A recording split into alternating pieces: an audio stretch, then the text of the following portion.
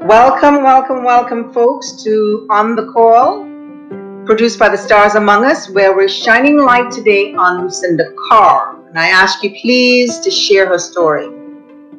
Hello, Lucinda. Good morning. Good morning, Ozzy. How are you on this awesome day? It's an awesome, beautiful, going to be very warm day today here in New York, and can't wait to get out for a minute. So, Lucinda,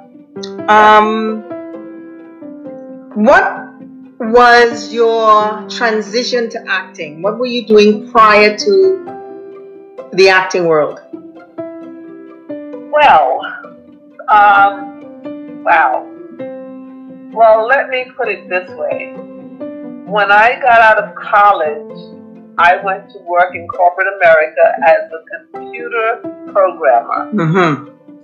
And programmer analyst. I learned how to write and design computer systems and troubleshoot them. So that, and I did that for technically for about almost 20 years, about 18 years.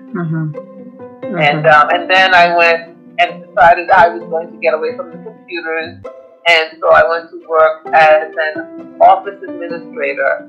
And I did that for about 7 years. And it turns out I also did some programming and system development with that company also, but on the PC as opposed to the mainframe.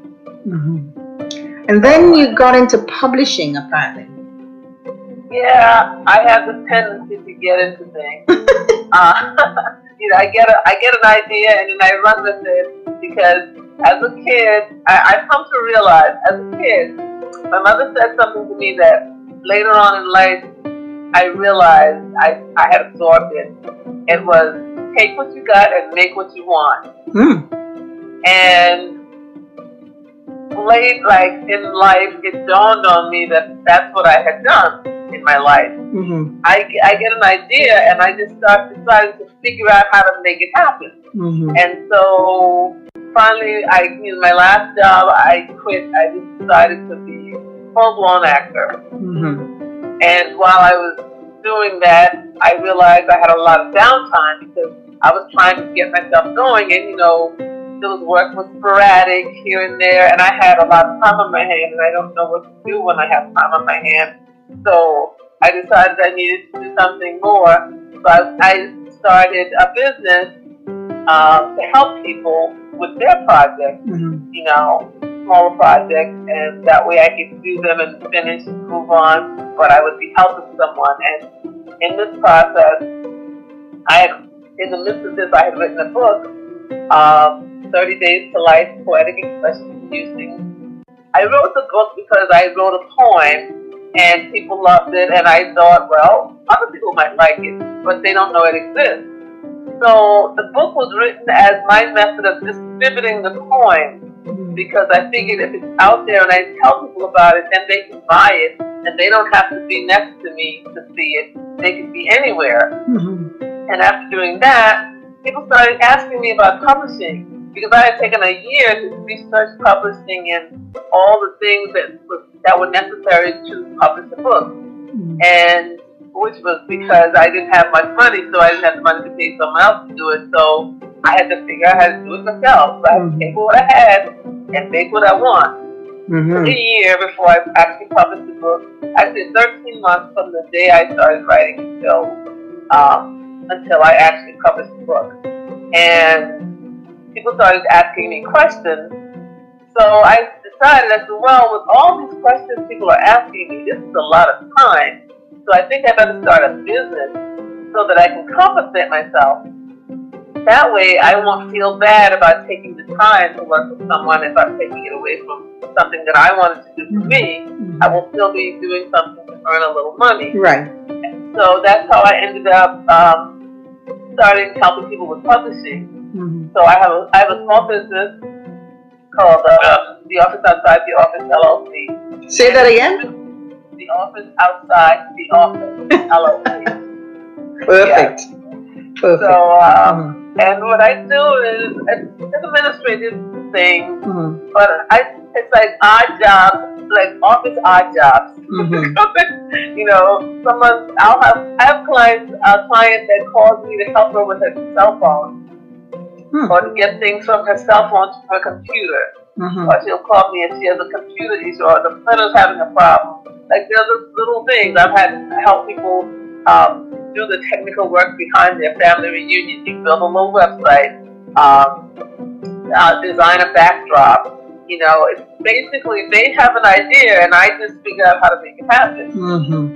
And in the midst of all this, with the questions about publishing, I started helping people publish their books. How many have you done? At the moment, there are, let's see, 1, 2, 3, 4 clients whose books I've published. Lovely. Lovely. Yeah, so, and where did Mary Kay come into all of this? You know, Mary Kay, when I joined Mary Kay, I recruited myself into Mary Kay. I had an idea. I had an idea that I was in my head. I said, I've got to get.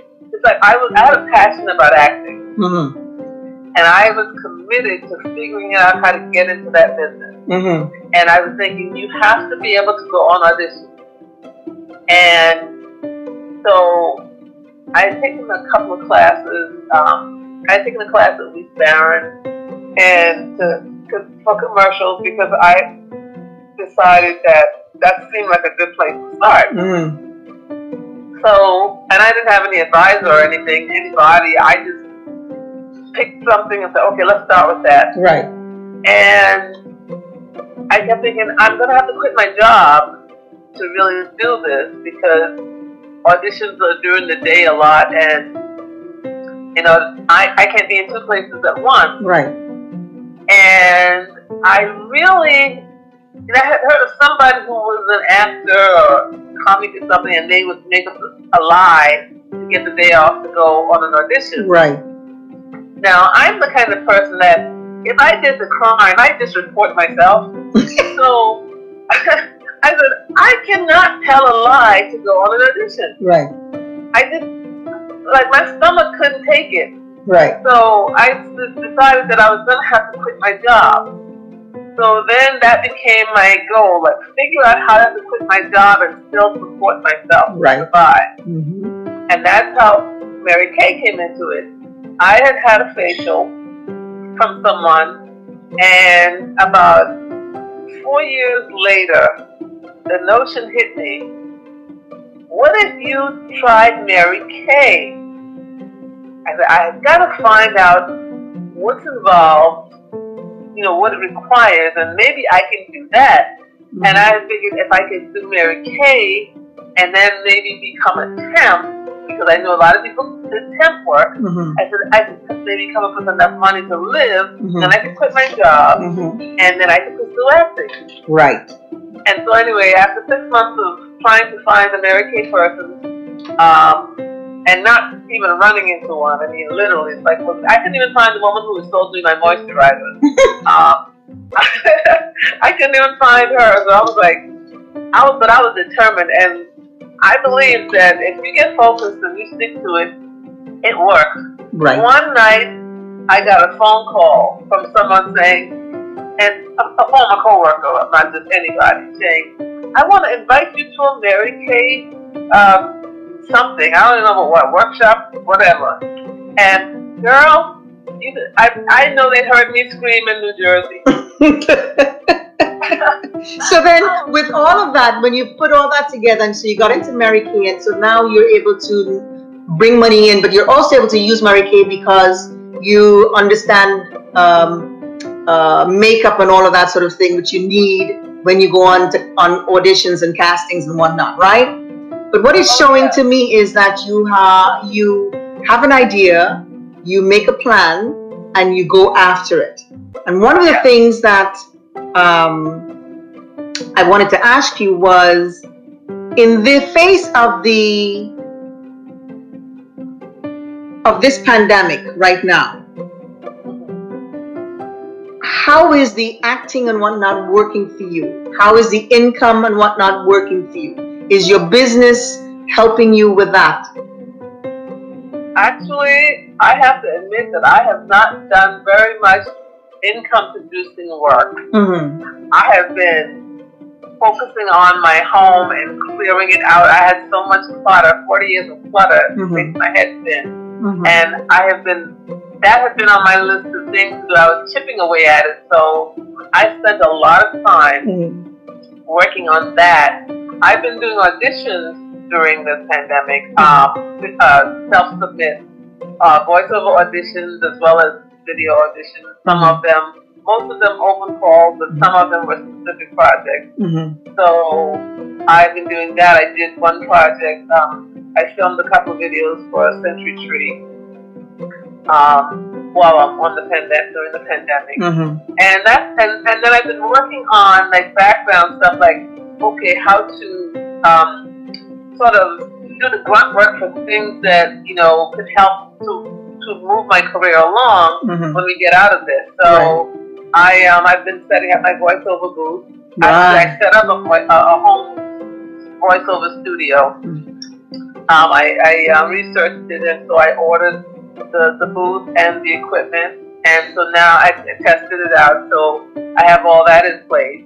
So that's great, because the way that things are going now, it's very important to have good equipment, and whether you're doing voiceovers or whether you're going in for commercials, because everything is happening over the internet, whether you're doing it Zoom or whatever, everybody is looking for self-tapes. But I have a question for you. Has this pandemic made you do, think, see, believe something that you haven't before? Well, you know what this pandemic did? It made me do something I hadn't done before. I ate cooked spinach. Why? Before you've only eaten it raw? Yes. Because in my youth, I had tasted spinach, and even as an adult, I tasted spinach when I was in college as well. But every time I tasted spinach, I couldn't swallow it. It to me tasted like olive oil. I could not bring it's like my body forgot how to swallow when spinach hit my tongue. And I would just sit there with it in my mouth, and I couldn't get myself to swallow. And so I decided to stop trying to eat spinach, because you just can't. And I was thinking about it one day, because I know how nutritious it is, and I'm always trying to eat foods that are good for me. And I said to myself, every time you try to eat spinach, someone else cooked it. What if you cooked it yourself, made it your way? Maybe you would eat it. So, girl, I've been having a ball with breakfast with spinach. So, with that, I'm so happy you've moved on with spinach. But here's the thing. What do you consider your biggest success? Oh, wow. Because you've done so many things, I know, and the way my mind works, I'm like, I think my biggest success is actually being able to talk to people and not panic. Oh, really? Yes. I'm an introvert by nature, and Mary Kay is the best thing that came into my life, because I learned how to talk to people and not panic. Which helped, by the way, Mary Kay was not only an idea, it started out as a way for me to make a few dollars. That's why I recruited myself into Mary Kay. But I stayed into Mary Kay because when I joined, I immediately realized how nervous I was. I was terrified. I went to do a facial with my mother-in-law, and I was trembling. That was a woman who wouldn't hurt a fly. She was the sweetest person you ever want to know. And I stood there, and I'm thinking to myself, as I'm standing with my hands trying to shake, and I'm having my hands pressed down on the bookstore so that it wouldn't move. I said, if you can't do this, how can you go on an audition? And I thought about that, and I got back home, and I started thinking, I said, you know what? I'm not quitting. So I'm going to learn to go on an audition. So with that, would you say that that was your, outside of it, your big success? Is that the one thing that you're most proud of in your career or careers? Well, I'm very proud of that, but I realize I'm the only one who can really appreciate that because it was an internal thing. No, it's a very important thing. Yeah, it was the key to everything else, really. Because the other thing is when you go into the room as an actor, you're there by yourself. And you have, that's all you have, yourself to be able to, you know, say the lines or do the monologue, you know? It's important. Yeah, and so Mary Kay, I credit Mary Kay for that. I mean, I highly recommend it for personal development. But aside from that, I think my biggest success, what I'm most proud of, is that my childhood dream of being on TV came to fruition, and I've actually been on national television. And that's my biggest success, really, was that I came from nothing, really, from an old shack with a hole in the wall, and I made it to where I was on national television, and my mother got to see before she died. Oh. So that was my biggest success because you realized your dream. Target audience. Yeah. You realized your dream because earlier on you said that acting was a passion of yours, and you did all that you could, leaving a job, doing things part-time to bring income, learning the industry, learning whatever you need to learn to get ahead, and it happened. And the one thing you said in terms of being able to have your mother see it before she moved, that must have been a wonderful, wonderful, wonderful thing. So that's a nice ending to this few minutes that we spent together. I wanted to be able to talk to you because we come together a lot of times on the circuit, and we came together again on a Zoom project when this thing happened, the virus happened, and we were able to help certain people on our Zoom project, and you were right there with me. And I thank you very, very, very much because, as you said, you always love to help people, and you were there for me, and I wanted to be there for you, and I appreciate this time. Lucinda, thank you for spending this time with me on the phone. I look forward to seeing more of you on the national realm.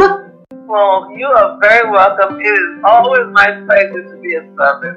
I believe that is my main purpose on the planet, is to be of service, help people express themselves. Thank you. And so I'm always happy, even if it drives me crazy, because, you know, life is life.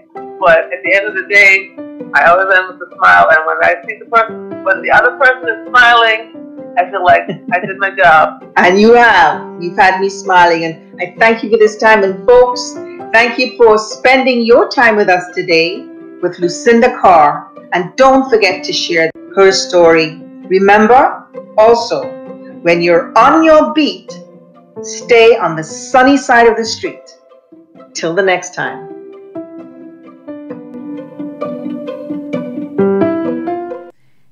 Hey there. Please help us in our mission to support those facing fatal diseases through our t-shirt sales by donating or shopping at aussiestewart.com or supporting us at anchor.fm/Aussie Stewart. That's anchor.fm/Aussie Stewart. And don't forget to subscribe on our YouTube channel at Aussie Stewart. Yep. Leave a comment.